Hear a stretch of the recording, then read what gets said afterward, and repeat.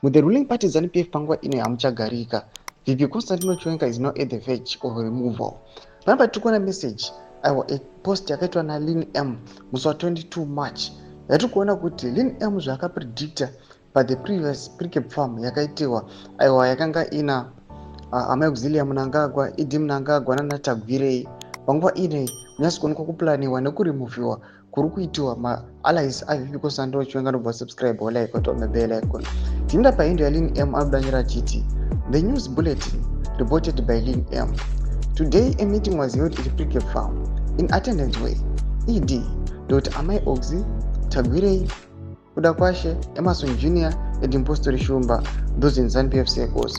Anendra mberi anyora achiti the plan of the meeting is to use the election of Minister Kesti Coventry to the position of IOC president as an excuse for a cabinet reshuffle that will see the removal of General Chiwenga's loyalist from any position that has direct links to the security sector.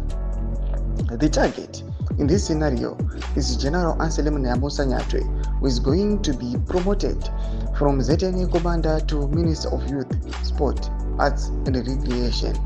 General Sanyatwe will be replaced by Asha Walter Tafumane, who worked with the Tagwirei at first. Sanyatwe's wife will be moved to from Deputy Minister for Home Affairs to a ministry yet to be established. Domashikwa anobuda tokwana Lynn M aiwa long back hata kuona kuti zvinhu zvakataura exactly ndozviri kutoitika.